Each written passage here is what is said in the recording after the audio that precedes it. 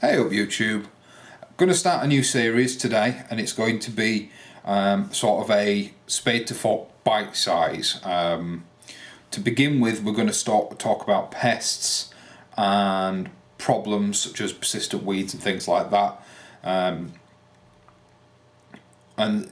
we're going to do short weekly segments that will build into a playlist which will hopefully be quite a comprehensive information resource for you guys out there. First things first, please join us on Facebook. I'll put a link in the description. The reason being is what I eventually want to do is I want this to be a poll. So each week I'll publish a poll on the Conversation Shed website, on the Conversation Shed Facebook page, sorry. And what that will do is it will sort of guide me as to what you guys would like me to put out there as a bit of information. But what we're going to talk about is one pest each week, bit of prevention, bit of cure if there is one, and what to do going forward if you've struggled with this pest. The one we're going to start with today is Allium Leaf Miner. The reason I've chosen that is because a few people have asked me about it on my recent post in a lot of forum groups. I'm in a lot of forum groups, Facebook groups, sorry, once again, old internet speak.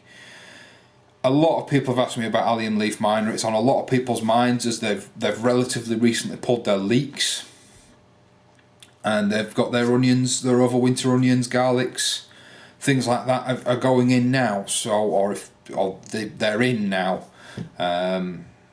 As of posting this, 25th of November, you're still not too late for your garlic or your onion sets. You've got probably about another 2 to 3 weeks before the last dates, really. Obviously depends where you are in the country, but roughly mid to late December is as late as you could possibly go to put your sets in. Anyway, we're going to roll the credits, and I'll see you in a bit, or I'll see you in a minute.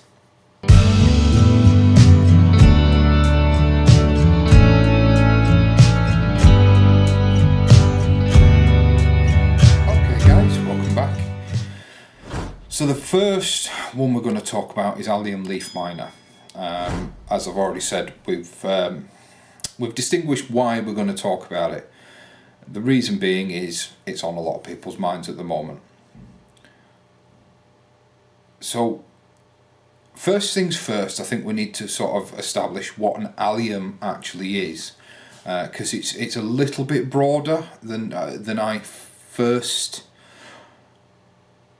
envisaged, or sorry, no, not what an allium is, but what the leaf miners can actually affect was a little bit broader than I thought it was.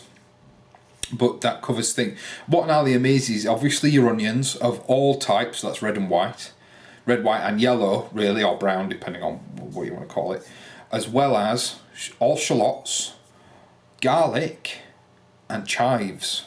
They're all parts of the allium family. They can all contract and, more importantly, carry Allium Leaf Miner. So, Allium Leaf Miner. What are the telltale signs of Allium Leaf Miner? I have got some notes on, so I can't keep it all up here. Well, an Allium Leaf Miner is, or the first signs of an Allium Leaf Miner is a grey brown, I call them tan, but I suppose that's not right. A grey brown fly. It's about 3 millimeters long. For a bit of perspective, 3 millimeters is big pen tip. It's that very sort of where it starts to curve there. 3 millimeters, absolutely tiny. Just under half a centimeter. They are the flies that you will see. That's the adult portion. Now, they don't do so much damage. Where the damage comes from is obviously the flies land on your allium leaves, or sprouts or shoots or anything like that. They can even, I believe, come in as part of the already on the bulb. Not the adults, but the eggs can. So what they'll do is they'll land on your alliums, they'll lay their eggs, and I mean they can lay a lot of eggs. The female flies, I believe, will damage the leaves or the bulbs. They will cause damage. I think they do feed on the sap. I don't think the male flies do. But either way, the flies aren't the main problem. The main problem is the maggots. Now the maggots are, or larvae, are a very, very small white maggot or larva. Headless, you know, it just looks like a maggot, like a fly maggot. For the fishermen out there, for the coarse fishermen out there, but very, very small. I mean, if you imagine the fly was 3 millimeters, I think on average, if you've ever seen a pea maggot or a pea fly larva, they're very, very, very small. I haven't even got something that I could indicate it to you on camera. I'll try and get some photos in here of all this stuff as I'm talking about it. And these are the damage causers. These are what cause the problem. They will burrow under the surface of the leaf, but generally they burrow down towards the bulb. The telltale sign of this is you'll end up with white track marks running down the leaves. Once again, I'll try and get some photos in. It can look very similar to another pest called a leek moth, which we will talk about in another time, but treatment or prevention is exactly the same depending for the two anyway. Once they've eaten their fill, so to speak, like a caterpillar or a maggot does, it then turns into what I call a castor, which is just the pupae stage. It's a little brown cylindrical pupae. Pick them off if you can, if you see them. Obviously it'll stop more adults being born. You get 2 life cycles of the fly every year. So you'll have one adult fly will come along, lay a load of eggs, and then those eggs in the same year will hatch, gestate, and lay again in the same year. So, you know, prevention is much better than the cure. Once you've got allium leaf miner on your plant and it's done its burrowing and all, you know, if you've completely missed it, then I'm sorry to say that there's a strong probability that you will lose that plant. It tends to let moisture into the bulb. It tends to cause the bulb or the main part of the plant that we want to rot. So unfortunately, and the best thing to do with that is burn it. Do not compost it. Do not compost it. With allium leaf miner, let's talk about control. So prevention. The best defense or cure or anything for allium leaf miner is prevention. The best way to prevent it is cover your crops. If you've got, if you know you've got it on your site, if you've got a neighbour that's had it, anything like that, cover your crops. Enviromesh is your best one. I'm a little too tight for Enviromesh, so I risk it with scaffold netting. The flies could easily get through the scaffold netting. Just be aware of that. I mean, touch wood. Certainly my neighbour has never had it, and I, as of yet, haven't had it. I don't believe that I'm ignorant and that I will never need to be on the lookout for it. I do grow a lot of onions and garlic. It's one of my main crops. It's something we use a lot of at home. But Enviromesh, that's your best one. If you can get yourself some Enviromesh, I'll try and put a link to some in the description. That is your best cure. So Enviromesh cloches, just Enviromesh sheets with bamboo canes. If you want to try and prolong the life of your Enviromesh, if you're using canes, for example, get a ping pong ball or a tennis ball. Probably little tennis ball is a better option. Poke a hole in it, stick it on the top of your cane. That'll stop the cane wearing a hole in the Enviromesh. Little hint for you. But yes, in the very least, you want to be covering your crops between. Now this is the bit, some of the bits that I've had to write down. The first life cycle, if we're starting sort of from January onwards, is March to April. That's when it's most prominent. That's when the adults are up and about and are flying. So that's a key covering point if you've got them on your site. There is a second one, and it's October to, I think, is it November? Yes, October to November. Once again, cover your crops. And now if you'll think about it, that actually coincides with your spring planting and your overwintering onions. Allium leaf miner is becoming a major problem over here in the UK. I think if you go back as little as 5 years, it was virtually unheard of.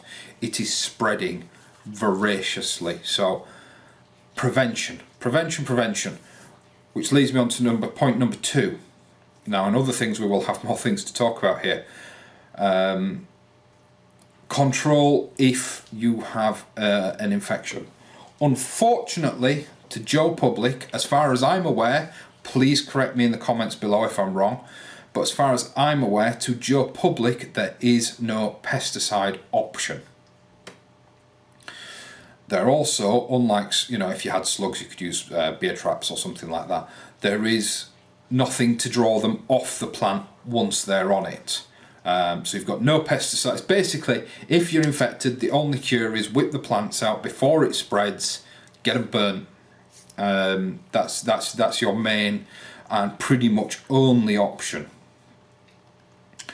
And that, unfortunately, because there is no cure, ends sort of that sort of section.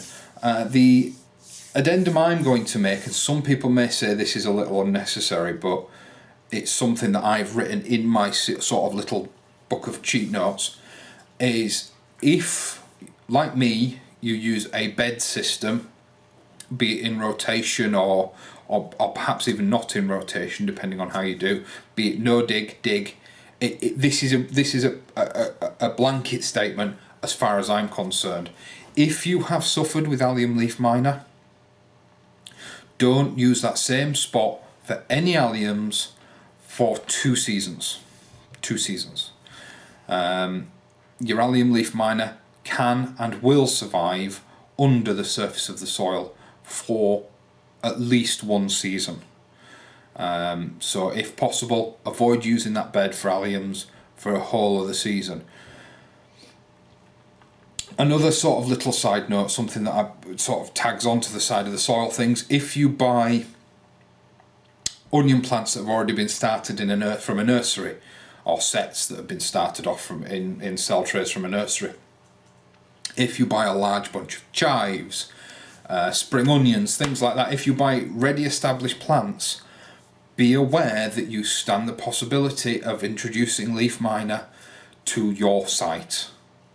One of the most responsible things you can do if you do introduce it accidentally, nobody's going to introduce it intentionally, I would hope not anyway, is tell your neighbours. Tell the people that you could affect. Say, look, I've ended, by all intents and purposes, you don't need to tell them you've introduced it. You just say, I have found leaf miner on my plot this year, be aware. Share the information. That is key, and that is the main ethos of Conversation Shed, is we are a community. Share the information. Allium leaf miner is growing, and it will decimate an entire crop.